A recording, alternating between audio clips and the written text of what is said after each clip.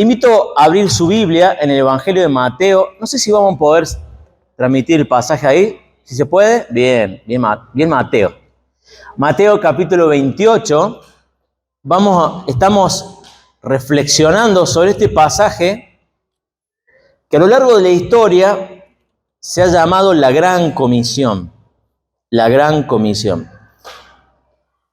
Y estamos en medio de una serie donde estamos viendo lo que creemos son los signos vitales de una iglesia viva. Bien, así como una persona está viva, está saludable cuando tiene una temperatura de 36 grados, una frecuencia cardíaca de 60 más o menos, etcétera, etcétera, frecuencia respiratoria.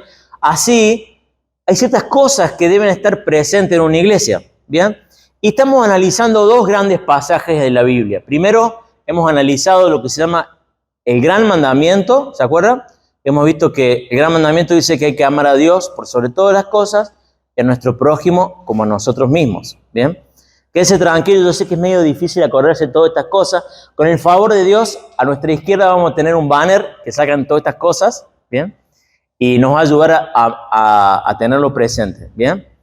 El Gran Mandamiento, amar a Dios y amar a nuestro prójimo. Y los tres otros principios que creemos que son los signos vitales de una iglesia, salen de este pasaje que se llama la Gran Comisión.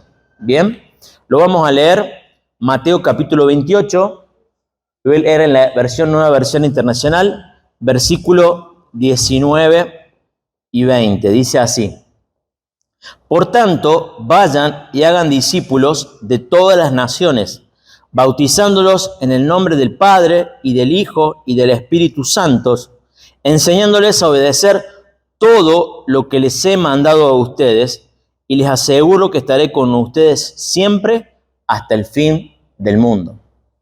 He aquí la Gran Comisión. Aquí están las últimas palabras de Jesús, donde Él le encarga solemnemente a los discípulos que debían hacer esto. ¿Bien? El domingo pasado vimos que los discípulos debían compartir la buena noticia de lo que Jesús había hecho. Y eso le llamamos evangelismo, evangelizar. Hoy vamos a hablar y profundizar en algo que le sigue a la evangelización. ¿Bien? ¿Qué es el discipulado? ¿Bien? ¿A qué me refiero cuando digo que le sigue a la evangelización? Si vemos los evangelios, todos los discípulos fueron llamados por Jesús. Pedro y Andrés, que eran hermanos, Jesús en un momento le dice: dejen sus redes y síganme. Pero ahí no se acabó la historia. Hubo todo un desarrollo en la vida de Pedro y Andrés, donde acompañaron a Jesús y fueron aprendiendo a ser como Jesús. Lo primero, en la invitación de Jesús a seguirlo, es la evangelización. Vengan, síganme. Y lo segundo es el discipulado. Este llamado a pertenecer a la escuela de Jesús. ¿Qué es el discipulado? Discipulado es hacer discípulos. Y quizás no es una palabra que usamos muy frecuentemente hoy en día. No hay, instituciones que digan escuela de discípulos. Pero sí, en nuestros días y a lo largo de la historia ha habido esta idea de ser un aprendiz. Ir y aprender un oficio. Le voy a dar un ejemplo de algo que me conmovió, una historia de un amigo. Tengo un amigo que tenemos en común con Eduardo, se llama Lucas, que este muchacho estudiaba abogacía, no sabía hacer nada con las manos, nos contaba, hasta que en un momento de su vida se vio en necesidad y fue y se hizo amigo de un hombre más grande, un hombre grande, que seguramente lo vio como su hijo, y le empezó a enseñar el oficio de la mecánica. Y Lucas, que no sabía ni agarrar un tornillo, ni atornillarlo, empezó a aprender mecánica, ¿no? Un día, 2 días, 10 días, bien, así muy parecido, vieron como Daniel del Karate Kid aprendiendo, creo que no le pagaba, una cosa medio rara, pero bueno, empezó de a poquito a aprender el oficio y terminó siendo su socio. Bueno, esa es la idea del discipulado. Nos acercamos a Jesús y vamos aprendiendo de Él. Y vamos siendo modelados a su imagen y semejanza. Ahora, acá en este pasaje nos dice que debemos hacer discípulos y que hay algo en particular que debemos hacer. Es muy específico. Fíjense en el versículo 20, dice, enseñándoles a obedecer todo lo que les he mandado a ustedes. A ver si me puedo expresar bien. Jesús lo que está haciendo está invitando a sus discípulos a hacer una transmisión generacional de lo que Él le enseñó a ellos. ¿Bien? Y la enseñanza de Jesús toca casi todas las áreas de la vida. Si usted lee los evangelios, Jesús le enseñó a orar, Jesús le enseñó a ayunar, pero no solamente a las cuestiones espirituales, Jesús también le enseñó a cómo perdonar, a cómo llevarse con los amigos, etcétera, etcétera. Y el discipulado es algo cuyo objetivo es la transformación de la vida. Es la transformación de la vida. Algo muy importante en el discipulado, porque normalmente algunos que han estado en la iglesia quizás han escuchado, vamos a empezar un discipulado. A ver, Sergio, ¿querés que empecemos un discipulado? Bueno, ¿y qué es lo primero que se viene en la cabeza? Cuando escuchamos eso, estamos pensando en un material. La mayoría de la gente dice, bueno, este va a ser el material de discipulado. Bien, y está bueno que tengamos un material de discipulado, pero esto es simplemente el contenido, pero el discipulado es una relación donde vamos transmitiendo de vida a vida un contenido, ¿no? Que es justamente todo lo que Jesús enseñó. Y esto lo sacamos de la vida de Jesús. Jesús nos dice la palabra que cuando eligió a sus discípulos, Marcos 3:14, Jesús los eligió a sus discípulos para que estuviesen con Él. ¿Bien? Me encanta esta idea, para que estuviesen con Él. Jesús, antes de mandarlo a predicar, fija ahí, dice a quienes nombró apóstoles para que lo acompañaran y para enviarlos a predicar. O sea, antes de enviarlos a predicar, hay algo que le precede. ¿Cuál es? Estar con Él, estar con Jesús. ¿Y qué implicaba estar con Jesús? Y vivir con Él casi todos los días, 24/7, estar con Jesús, cuando Jesús oraba, cuando Jesús enseñaba, etcétera, etcétera. Ahora, en la Biblia existen muchas metáforas o ilustraciones para ayudarnos a entender cuál es la relación que tenemos los creyentes con Jesús. A ver, quiero ver si están despiertos. A ver, ¿quién me ayuda? Yo les tiro una. Jesús muchas veces dijo que la relación de Él con nosotros es como la vid y los pámpanos. ¿Bien? ¿Se acuerdan? Bueno, ¿se acuerdan otra metáfora, ilustración que describe la relación de Jesús con la iglesia? Levanten la mano, no se apuren. Como el pastor y las ovejas. ¿Bien? Hay como 100 ilustraciones. A ver, ¿quién tiene otra más? La novia. El esposo y la novia. Eduardo. Bueno, relación de amistad. ¿Qué otra comparación hay en la relación de Jesús y sus discípulos? El oveja y el pastor. La idea de un edificio, ¿bien? Jesús es el fundamento. La idea de un cuerpo, ¿no? Jesús es la cabeza y cada uno de nosotros. Ahora, todas estas ilustraciones, todas estas metáforas, tratan de impartir una idea central, que es la siguiente: todos nosotros estamos unidos mutuamente, pero a su vez estamos unidos a Jesús. Todos estamos unidos mutuamente, pero estamos unidos a Jesús. Y esta idea la vamos a profundizar en el libro de Efesios, capítulo 4. Vamos a ver allí cómo es que el discipulado se realiza de forma ordinaria, es decir, en forma diaria, común, en la vida de la iglesia. Efesios capítulo 4.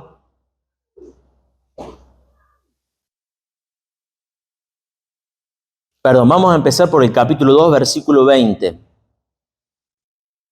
Efesios capítulo 2, versículo 20. Dice, edificados sobre el fundamento de los apóstoles y los profetas, siendo Cristo Jesús mismo la piedra angular. En él todo el edificio bien armado se va levantando para llegar a ser un templo santo en el Señor. ¿Bien? Aquí está la imagen. Hay una piedra angular. ¿Qué era la piedra angular? Es la piedra principal, la que debía estar. Por sobre esa piedra angular, que es Jesús, está la enseñanza de los apóstoles y los profetas. Ahora, ¿dónde está la enseñanza de los apóstoles y los profetas? Quizás está enterrada en algún rollo del Mar Muerto o por ahí en medio del Medio Oriente. ¿Dónde está la enseñanza de los apóstoles y los profetas? Acá está, ¿bien? La enseñanza de los apóstoles y los profetas. Y sobre esa estructura, Jesucristo, el fundamento principal, lo que los apóstoles enseñaron, ahí nos vamos sumando cada uno de nosotros. Generación tras generación nos vamos sumando y pertenecemos a este gran cuerpo universal. Efesios capítulo 4, versículo 11, nos va a detallar un poco más cómo es que funciona todo esto y cómo se relaciona el discipulado. Efesios 4:11 dice, Él mismo constituyó a unos apóstoles, a otros profetas, a otros evangelistas, a otros pastores y maestros. Viene hablando de Jesús. Dice, Jesús designó apóstoles, profetas, evangelistas, pastores y maestros. ¿Bien? Los apóstoles y profetas, su testimonio, su enseñanza, está aquí. Los pastores y maestros, el rol que Dios le ha designado es simplemente hacer ¿qué? Recordarnos lo que dice aquí. A ver, la tarea del pastor y los pastores no es traer algo novedoso. ¿Saben qué? El Señor ayer me mostró algo novedoso. Bueno, lo más probable es que lo que está por decir el pastor probablemente está por meter la pata. ¿Bien? Porque la fidelidad de un pastor, un maestro, generalmente está ligada a la capacidad de solamente enseñar lo que la Biblia dice, que es el fundamento Jesús y la enseñanza de los apóstoles y profetas. Ahora, Dios ha dado maestros y pastores a la iglesia con un propósito muy claro. Versículo 12 dice, a fin de capacitar al pueblo de Dios para la obra de servicio, para edificar el cuerpo de Cristo. El rol de la enseñanza en los días domingos, o de la enseñanza en los grupos pequeños, o de cada ámbito de enseñanza en la escuela dominical, es que cada uno de los que estamos aquí escuchando la palabra, seamos capacitados, o sea, seamos entrenados para poder hacer la obra de Dios. O sea, esto es un efecto multiplicado. Cuando venimos los domingos, venimos a capacitarnos, a aprender cómo podemos servir mejor al Señor. Y cada uno de nosotros somos multiplicadores de esta palabra que se predica el día domingo.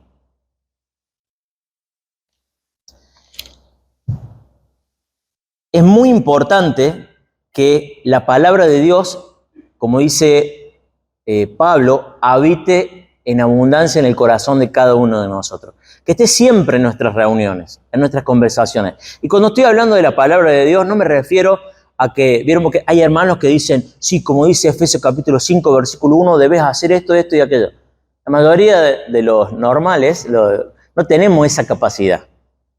Sin embargo, que habite la palabra de Dios es que podamos tener un consejo que venga de parte de Dios.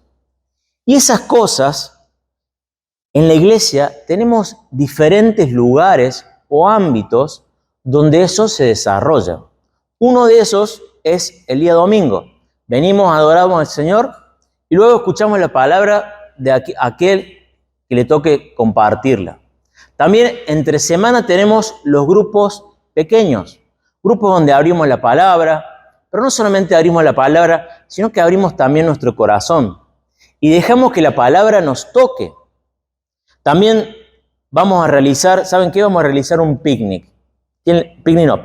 Un retiro. ¿A quién le gustan los retiros? A mí me encantan los retiros. Y hay varias cosas. lindas en los retiros. Comemos, jugamos al fútbol, nos quedamos la noche charlando. Pero no lo vamos a hacer solamente por eso. Lo vamos a hacer porque creemos en la importancia, en el roce entre los cristianos. Que podemos tener relaciones, ¿no? Y cuando hablo de roce, hablo de todo tipo de roce, positivo y negativo. Porque a veces, cuando nos tenemos una pelea, a veces es la mejor forma, mejor oportunidad de aprender algo, ¿no? ¿Aprender a qué? A perdonar. Entonces vamos a hacer un retiro. Y todos nosotros vamos a tener la oportunidad en todos estos ámbitos, los días domingos, entre semana, los picnics, los retiros. No hace falta tener actividades especiales. Nos juntamos a tomar mate, invitás a alguien y hay una oportunidad de bendecir al otro, enseñarle algo, aprender algo. Yo en esta mañana quiero empezar con algo, es tratar de bendecir a la congregación con la lectura de libros. Este libro se llama El poder de la palabra para transformar a una nación, de Miguel Núñez. No sé si a alguien le gustaría leerlo esta semana, se los regalo, levante la mano. Bueno, Sebastián Ferace ganó. Muy rápido el Seba Ferace. Bueno.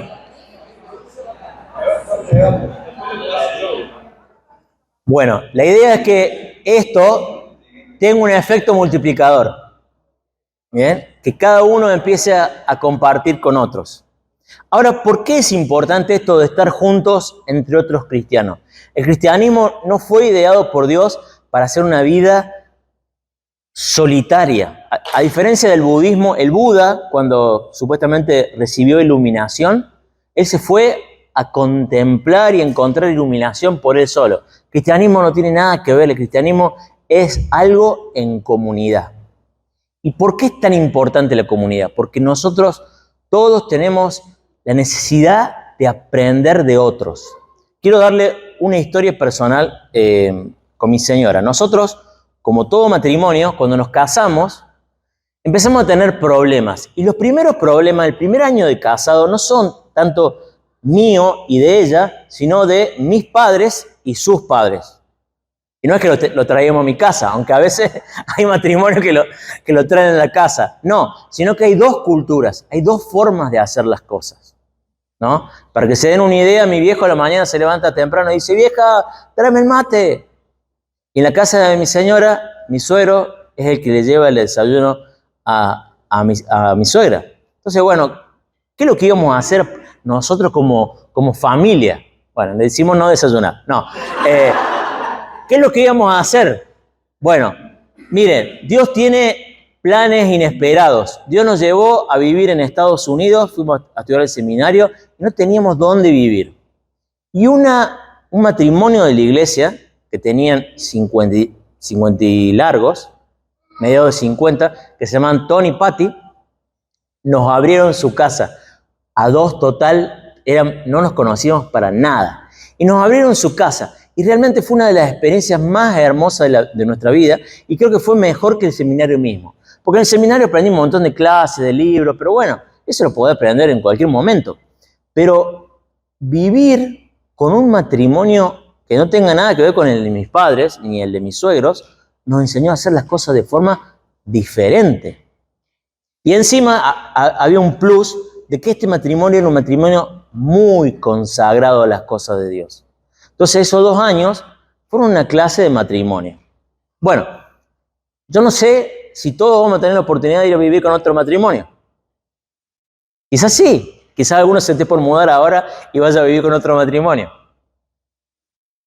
Pero qué importante es aprender en la vida de personas más maduras. Cómo nos relacionamos con nuestra esposa, cómo nos relacionamos con nuestro esposo, cómo tratamos a nuestros hijos, cómo tratamos a nuestros padres. ¿Eso dónde lo aprendemos? Lo aprendemos en la iglesia, lo aprendemos en el contacto y lo vamos a aprender en los retiros, invitando gente a casa, etcétera, etcétera. ¿Bien? Por eso es importante el contacto, porque por medio del contacto somos transformados. La palabra y el Espíritu obran en la iglesia y somos transformados. Seguimos continuando con el pasaje. Y el objetivo del pasaje dice, versículo 13, dice, de este modo todos llegaremos a la unidad de la fe y del conocimiento del Hijo de Dios, a una humanidad perfecta que se conforme a la plena estatura de Cristo.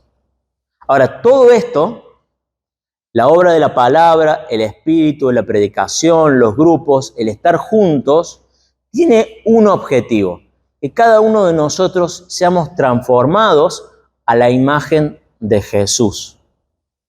Seamos transformados a la imagen de Jesús. Ahora, los discípulos de Jesús tenían muchísimos problemas, muchísimos errores. Quizá, eran peor que nosotros. Sería bueno que sean peor que nosotros. O por lo menos que seamos iguales, ¿no? Si vos te pones a estudiar el Nuevo Testamento, Pedro era un figuretti. Él quería ser siempre el primero. Él quería hablar siempre, se la sabía toda, levantaba la mano siempre. Ganaba todos los libros, no, mentira. Todos los libros que Jesús daba se los ganaba Pedro. Juan y Jacobo eran iracundos, se querían agarrar a trompada con todo el mundo. Y encima eran trepadores. ¿Sabes lo que es un trepador? Jesús no había sido llevado a la cruz y Juan y Jacobo ya se estaban probando el traje de Jesús. Le dijeron a la madre: mamá, decirle a Jesús que cuando Él venga en su reino nosotros tengamos un lugar a la derecha y un lugar a la izquierda. Tomás era un incrédulo, no creía, le costaba creer. Y así podemos estar hablando toda la mañana de los defectos, de los problemas de los discípulos de Jesús. Ahora, esto no fue un impedimento para que Jesús lo llamara. ¿O acaso Jesús no sabía quién era Pedro, quién era Juan, quién era Jacobo? Pero por supuesto que lo sabía. Y de la misma forma sabe nuestros defectos. Sabe los defectos que teníamos antes, lo que tenemos ahora. Y lo más lindo es que sabe todos los errores que vamos a cometer más adelante. Y aún así nos ama y nos llamó a ser sus discípulos.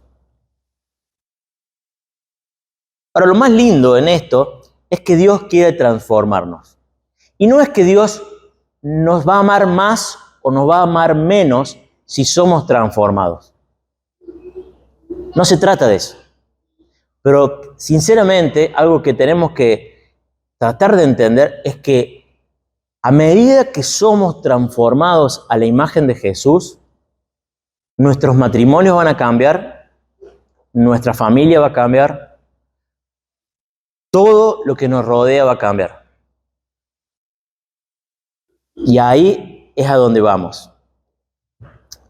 Déjeme darle una ilustración de cómo Dios nos ve y cómo Dios puede transformarnos. Todos conocen seguramente la estatua de David. En la estatua de David no puse una foto, pero mide casi 5 metros. La hizo quizás los chicos pueden poner una imagen de David. Lo estoy poniendo. David de Miguel Ángel. Pónganlo. Si sale, sale. Si no sale, no tiene internet. Bueno, no importa. El David de Miguel Ángel es una estatua donde sale David antes de pelear con Goliat. Mide 5 metros, es una cosa increíble. Y algo que me llamó la atención es que esa estatua, el mármol ese, del cual se hizo la estatua, lo encontró Miguel Ángel escondido en un lugar, estaba desechado. Y la historia es la siguiente: había otro artista que había intentado hacer algo con ese mármol. La cuestión que metió la pata y lo dejó inservible. Ahora, ¿a qué viene a colación esta historia? Es que muchas veces nosotros creemos que somos como ese mármol inservible. Y eso es lo que hace el pecado con nosotros. Nos destruye, nos deja tirado, nos deja lleno de heridas. Pero el Señor, ¿qué pasa? Ve el potencial, ve que en ese mármol totalmente destruido puede haber una obra de arte. Y eso es lo que Jesús quiere hacer con nosotros. Él quiere curar nuestras heridas, quiere sanar las heridas del pasado, nuestros propios errores, quiere ayudarnos a perdonar las cosas que otros nos hicieron. Mucha gente nos ha dañado y esas cosas nos han dolido y nos han llevado a ser como somos. Pero Jesús nos ha llamado a esta escuela donde nos está invitando a ser transformados, a ser como Jesús. a ser como Jesús. Por medio del Espíritu y la palabra, Dios nos va transformando a la imagen de su Hijo. Hay otra metáfora, otra imagen que se usa mucho en el Nuevo Testamento y en el Antiguo Testamento para hablar de este proceso del discipulado. Y es el proceso de la alfarería. Se dice que Dios es como el alfarero, ¿no? Que va moldeando el barro.